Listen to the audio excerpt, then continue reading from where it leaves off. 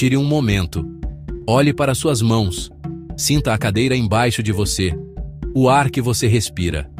Essas sensações parecem indiscutivelmente reais, não é mesmo? Elas são a base da sua experiência, o alicerce da sua história de vida. Mas, e se não forem? E se cada memória, cada emoção, cada nascer do sol que você já presenciou não passar de um fluxo de dados?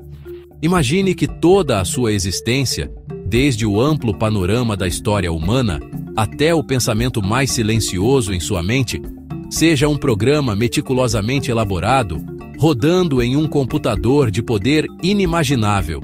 Isso não é só um roteiro de filme de ficção científica. É uma hipótese séria, estudada por algumas das mentes mais brilhantes do nosso tempo. A ideia pode ser desconcertante, até assustadora. Ela desafia o núcleo do que significa ser humano.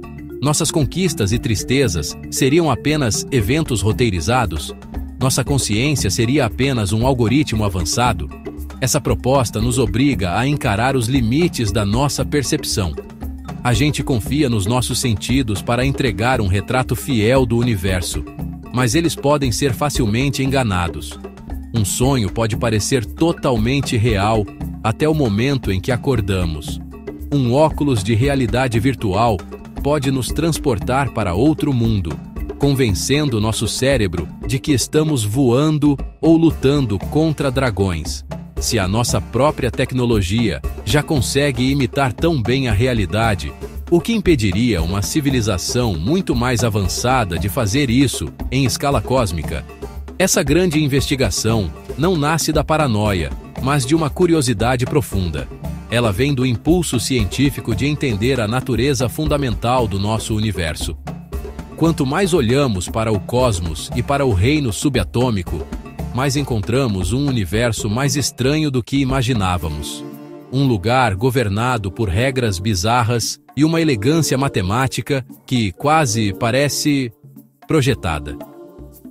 A hipótese da simulação é uma resposta possível para alguns dos mistérios mais profundos que enfrentamos. Ela nos pede para considerar que a realidade que tomamos como garantida pode ser a ilusão mais elaborada de todas, um palco digital onde todos nós atuamos sem saber. Então, vamos embarcar juntos nessa jornada. Uma viagem pela filosofia, física e ciência da computação. Não vamos buscar uma prova definitiva, porque, por enquanto, ela não existe. Em vez disso, vamos explorar as evidências, os argumentos e as implicações surpreendentes dessa ideia extraordinária. Vamos questionar tudo, desde a natureza do espaço e do tempo até o verdadeiro significado da nossa existência. O universo é um fenômeno natural ou um pedaço de software? Prepare-se para ter sua perspectiva transformada. O cosmos pode não ser o que parece, e nossa busca por entendê-lo pode nos levar à revelação mais surpreendente de todas, que estamos vivendo dentro de um computador. A suspeita de que a nossa realidade não é o que parece está longe de ser novidade. Essa é uma questão que ecoa pelos corredores da filosofia há milênios, muito antes do surgimento do primeiro computador. Há mais de 2000 anos, o filósofo grego Platão nos trouxe uma das alegorias mais poderosas sobre essa dúvida, a alegoria da caverna. Ele imaginou um grupo de pessoas que passou toda a vida acorrentado dentro de uma caverna, de frente para uma parede em branco. Atrás delas, uma fogueira arde e pessoas fazem sombras dançarem na parede. Para esses prisioneiros, as sombras são toda a realidade que existe. Eles não têm ideia dos objetos reais que as produzem. Dariam nomes às sombras, estudariam seus movimentos e acreditariam que aquilo é toda a verdade. A história de Platão é uma metáfora profunda sobre a condição humana. E se nós formos esses prisioneiros? E se o mundo que percebemos pelos sentidos, estrelas, árvores, nossos próprios corpos, forem apenas sombras de uma realidade mais verdadeira e fundamental?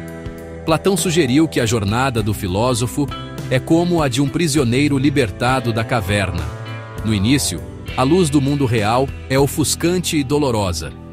O prisioneiro fica confuso e talvez até deseje voltar para a escuridão familiar da caverna. Mas com o tempo, seus olhos se ajustam e ele passa a compreender a verdadeira natureza das coisas. Essa história antiga captura perfeitamente o núcleo da hipótese da simulação, a possibilidade de estarmos confundindo uma projeção com a coisa real. Séculos depois, no século XVII, o filósofo francês René Descartes levou esse ceticismo a um novo patamar. Ele embarcou em um experimento mental para encontrar uma verdade inabalável. Para isso, decidiu duvidar de tudo o que pudesse. Duvidou dos sentidos, que já o haviam enganado antes. Duvidou até da existência do mundo físico ao seu redor. Descartes imaginou um gênio maligno, um ser poderoso e malicioso cujo único objetivo era enganá-lo. Esse gênio poderia criar uma ilusão perfeita de realidade, alimentando todas as suas experiências sensoriais diretamente na sua mente. Como ele poderia saber que isso não era verdade? Esse gênio maligno é o ancestral filosófico do supercomputador na hipótese da simulação moderna.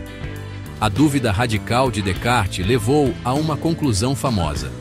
Penso, logo existo. Ele entendeu que, mesmo que um gênio maligno o enganasse em tudo, o simples ato de duvidar era prova de que ele existia como ser pensante. Embora Descartes tenha usado essa base para provar a existência de Deus e do mundo externo, seu experimento mental mostrou que a única coisa de que podemos ter certeza é da nossa própria consciência. A realidade física em que vivemos permanece, filosoficamente falando, sempre em questão. Quando olhamos para o universo, não vemos caos, vemos ordem. Vemos padrões guiados por leis elegantes e previsíveis. Do arco de uma bola lançada até a espiral majestosa de uma galáxia distante, o cosmos parece funcionar com base em regras fundamentais. E qual é a linguagem dessas regras? A matemática. O físico Eugene Wigner falou sobre a eficácia irracional da matemática em descrever o mundo natural. É quase como se o universo fosse construído sobre uma estrutura matemática, uma base de lógica e números que dita como tudo se comporta. É aí que a hipótese da simulação encontra algumas de suas evidências mais intrigantes, mesmo que ainda circunstanciais. Pense no mundo de um programa de computador, como um videogame. Como esse mundo é construído? Ele é feito inteiramente de matemática. A posição de cada objeto, a física de cada colisão, a cor de cada pixel, tudo é determinado por código, por algoritmos que executam funções matemáticas. As leis desse mundo simulado são, literalmente, linhas de código. Quando cientistas descobrem uma lei física, como a famosa EMC2 de Einstein, eles estão, de certo modo, revelando uma linha do código-fonte do universo. O fato de nossa realidade ser tão perfeitamente e consistentemente descrita por equações matemáticas faz com que ela se pareça muito com um sistema computado. Essa ideia foi defendida por físicos como James Gates Jr., que, ao estudar supersimetria, encontrou o que parecem ser códigos de correção de erros embutidos nas equações que descrevem partículas fundamentais. Códigos de correção de erros são algo que usamos o tempo todo em computação e transmissão de dados. São algoritmos engenhosos que garantem que a informação seja transmitida corretamente, mesmo com falhas ou ruídos no sistema. Por que as leis da física conteriam algo tão parecido com os códigos que usamos em nossos navegadores e celulares? É uma descoberta surpreendente que sugere que o tecido da realidade pode ter propriedades que esperaríamos encontrar em um mundo gerado por computador. O universo parece seguir um roteiro. Ele possui constantes: a velocidade da luz, a constante gravitacional, a constante de Planck, todas ajustadas em valores específicos.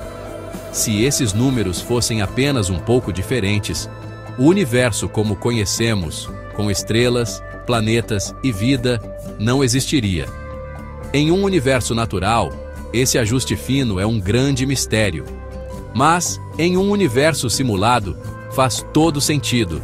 Um programador precisaria definir esses parâmetros iniciais para que a simulação rodasse corretamente. A elegância matemática e a consistência impressionante das leis físicas não provam que vivemos em uma simulação, mas, sinceramente, fazem nossa realidade parecer muito com uma.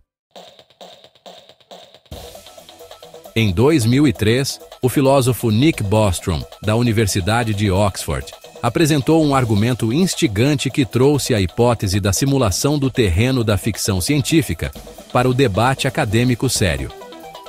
Ele não disse que tem provas de que estamos em uma simulação. Em vez disso, usou lógica e probabilidade para argumentar que pelo menos uma de 3 proposições surpreendentes deve ser verdadeira. Esse argumento, conhecido como o trilema de Bostrom, nos obriga a encarar a probabilidade estatística da nossa própria realidade. É um raciocínio poderoso, que sugere que não deveríamos descartar tão rápido a ideia de que nosso mundo é uma construção digital. A primeira proposição do trilema é que civilizações como a nossa quase sempre se extinguem antes de alcançar um estágio tecnológico maduro, onde poderiam criar um grande número de simulações de ancestrais. Essa é a possibilidade mais sombria. Ela sugere que existe um grande filtro à nossa frente, talvez uma guerra nuclear, uma catástrofe climática ou uma pandemia descontrolada, que impede espécies tecnológicas de se tornarem poderosas o bastante para simular universos inteiros. Se isso for verdade, então pouquíssimas simulações existem, e quase certamente estamos vivendo na realidade original, a base. É um pensamento sóbrio, que sugere que nosso futuro pode ser curto. A segunda proposição é que civilizações avançadas, por algum motivo, perdem o interesse em rodar simulações de ancestrais. Talvez desenvolvam um código ético universal que proíba simular seres conscientes. Ou quem sabe se tornem tão avançadas que passem a se dedicar a outras atividades que nem conseguimos imaginar, achando a simulação do passado algo entediante ou primitivo. Se for esse o caso, de novo, poucas simulações seriam criadas, e as chances seriam de estarmos na realidade base. É um cenário mais otimista, mas depende de suposições sobre as motivações de seres muito mais avançados do que nós. A terceira proposição é a mais surpreendente, que quase certamente estamos vivendo em uma simulação de computador. O raciocínio é o seguinte: se as 2 primeiras proposições forem falsas, isso significa que civilizações avançadas sobrevivem e criam inúmeras simulações de ancestrais. Se elas criarem até mesmo algumas dessas simulações de alta fidelidade, o número de seres conscientes simulados, como nós, superaria em muito o número de seres da realidade original. Para cada pessoa real na história, poderiam existir bilhões ou trilhões de pessoas simuladas. Se for assim, do ponto de vista puramente estatístico, é muito mais provável que você seja uma mente simulada do que uma das originais. O mundo da mecânica quântica é onde a realidade realmente começa a se desfazer, se comportando de maneiras que desafiam totalmente a nossa intuição do dia a dia. É nesse nível fundamental da existência que aparecem algumas das pistas mais intrigantes de que o universo pode ser simulado. As regras que governam partículas como elétrons e fótons são tão bizarras que, sinceramente, parecem até atalhos computacionais, ou hacks, que um programador usaria para economizar poder de processamento. Um dos exemplos mais famosos dessa estranheza é o experimento da dupla fenda. Esse experimento confunde físicos há mais de um século e oferece uma pista tentadora para a hipótese da simulação.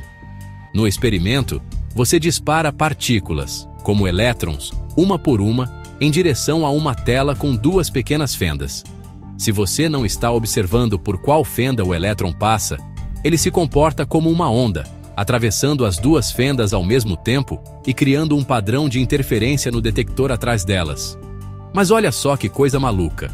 No momento em que você coloca um detector para observar por qual fenda o elétron passa, o comportamento dele muda. Ele de repente age como uma partícula sólida, passando por apenas uma das fendas, e o padrão de interferência some. É como se a partícula soubesse que está sendo observada. Esse fenômeno é assustadoramente parecido com o que acontece em um videogame. Um jogo não renderiza o mundo inteiro em todos os detalhes de uma vez só. Isso exigiria um poder de processamento enorme. Em vez disso, ele só renderiza as partes do mundo que o jogador está olhando naquele momento. A árvore atrás de você, por exemplo, só existe em detalhes quando você vira para olhar para ela. Do mesmo jeito, o universo parece não definir as propriedades definitivas de uma partícula, como sua posição ou caminho, até que uma medição, ou seja, uma observação, seja feita. É como se a realidade estivesse sendo renderizada sob demanda para economizar recursos. Outro conceito quântico que encaixa nesse modelo é o emaranhamento quântico, que Einstein chamou, inclusive, de ação fantasmagórica à distância. Quando duas partículas estão emaranhadas, seus destinos ficam ligados, não importa o quão distantes estejam uma da outra. Se você mede uma propriedade de uma partícula, instantaneamente sabe a propriedade correspondente da outra, mesmo que ela esteja do outro lado da galáxia. Isso parece violar o limite de velocidade do universo, a velocidade da luz. Mas, em uma simulação, isso não é problema. A informação não precisa viajar entre as partículas. As duas partículas são só dois pontos de dados em um sistema, e o processador central pode atualizar as propriedades delas ao mesmo tempo, seguindo as regras do programa. Se o nosso universo for uma simulação, então ele deve ter uma resolução finita. Assim como a imagem na tela do seu computador é composta por pequenos pontos chamados pixels, uma realidade simulada teria uma unidade fundamental e indivisível de espaço e tempo. Você não poderia dar zoom para sempre, porque eventualmente chegaria ao pixel do universo. E olha, essa ideia não é só especulação, é um conceito que os físicos estão realmente explorando. A busca por essa granularidade fundamental do espaço-tempo é uma das fronteiras mais empolgantes da física moderna, e encontrá-la pode ser a primeira evidência concreta de que nossa realidade é computada. Uma das principais ideias para o que seria esse pixel definitivo é chamada de comprimento de Planck. É uma distância incrivelmente pequena, cerca de 1/1 do diâmetro de um átomo de hidrogênio. Segundo o que entendemos hoje em física, é o menor comprimento possível que tem algum significado físico. Não dá para medir nada menor que isso. Nessa escala, nossas ideias convencionais de espaço e geometria simplesmente desmoronam. Teoriza-se que o espaço-tempo não é liso e contínuo, mas sim formado por essas unidades quânticas discretas. Isso é justamente o que você esperaria se o espaço fosse uma grade em um programa de computador. Então, como a gente poderia detectar uma coisa dessas? Os físicos propuseram experimentos engenhosos para procurar sinais dessa pixelização cósmica. Uma ideia envolve observar fótons de altíssima energia, ou partículas de luz, que viajaram por bilhões de anos a partir de eventos cósmicos distantes como explosões de raios gama. Se o espaço-tempo for uma grade discreta, esses fótons podem se comportar de formas ligeiramente diferentes dependendo da sua energia. Ao longo dessa longa jornada pelo cosmos, esse efeito minúsculo poderia se acumular, fazendo com que fótons de maior energia cheguem um pouquinho depois dos de menor energia, mesmo se tivessem sido emitidos ao mesmo tempo. O telescópio espacial Fermi de raios gama tem procurado esse efeito, e embora ainda não tenha encontrado, a busca continua. A ideia de um universo finito e pixelado também ajuda a resolver alguns paradoxos profundos da física, como o que acontece dentro de um buraco negro. Isso fornece um limite natural, impedindo que quantidades como densidade e curvatura se tornem infinitas, que é o que nossas teorias atuais prevêem. Um valor infinito é um pesadelo para os físicos, mas também é algo que um programa de computador não consegue lidar. Uma simulação precisa trabalhar com números finitos. A ideia de que nosso universo pode ter um comprimento mínimo e uma velocidade máxima, a velocidade da luz, parece menos uma coincidência natural e mais uma limitação de sistema de um computador cósmico. O mundo liso e contínuo que vemos pode ser apenas uma tela de altíssima resolução. Um dos argumentos mais convincentes para a hipótese da simulação não vem dos confins da cosmologia, mas daqui mesmo da Terra, das nossas próprias telas de computador. Nas últimas décadas, a humanidade se tornou incrivelmente habilidosa em criar mundos simulados. Começamos com jogos simples como Pong, com 2 raquetes e uma bolinha quadrada. Agora, temos jogos online massivos com milhões de jogadores interagindo em mundos vastos e fotorrealistas. Rodamos simulações complexas para modelar de tudo, desde mudanças climáticas e dobramento de proteínas até a formação de galáxias inteiras. Nossa capacidade de simular a realidade está crescendo em um ritmo exponencial. Pensa só no rumo dessa tecnologia. Seguindo a lei de Moore, que observa que o poder de computação dobra mais ou menos a cada 2 anos, não é difícil imaginar para onde estamos indo. Em algumas décadas, podemos ter uma realidade virtual indistinguível da realidade base. Seremos capazes de simular não só a aparência e o tato de um mundo, mas também as mentes conscientes dentro dele. Poderíamos criar inteligências artificiais nessas simulações que acreditam ser reais, que têm seus próprios pensamentos, esperanças e medos. Elas não teriam ideia de que todo o seu universo é apenas um servidor em um laboratório. Esse é o ponto central do argumento de Bostrom. Se estamos a caminho de criar essas simulações de ancestrais e não nos destruirmos ou perdermos o interesse antes, então faz sentido pensar que qualquer civilização mais avançada do que a nossa provavelmente já fez isso, e não teriam feito só uma vez, mas potencialmente bilhões de vezes.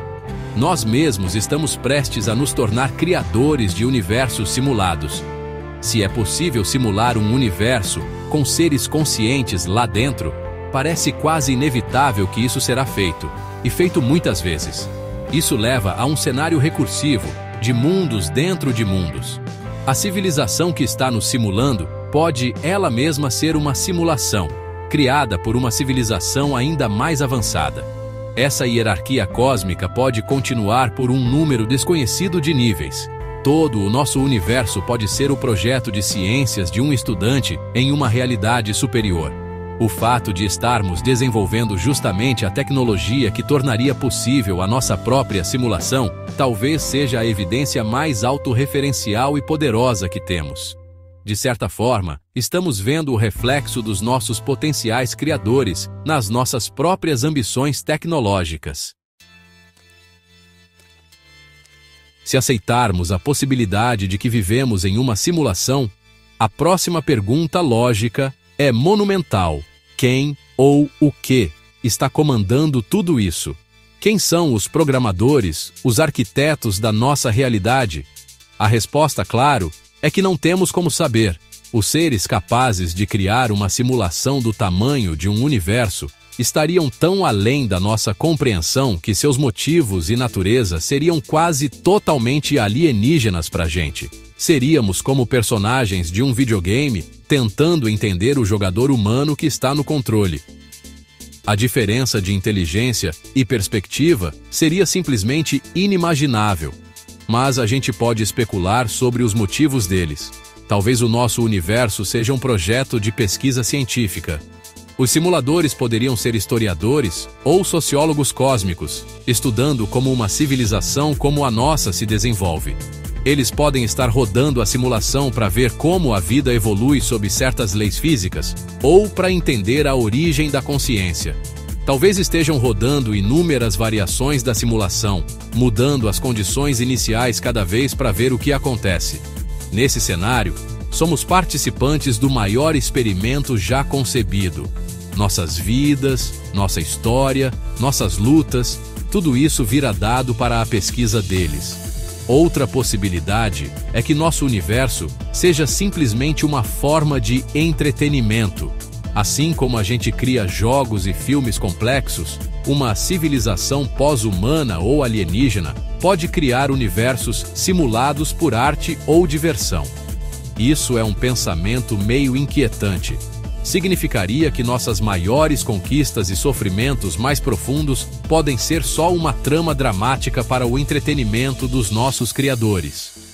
Eles podem até intervir no nosso mundo de vez em quando, não por algum propósito grandioso, mas só para deixar a história mais interessante, criando o que a gente percebe como milagres ou desastres inexplicáveis.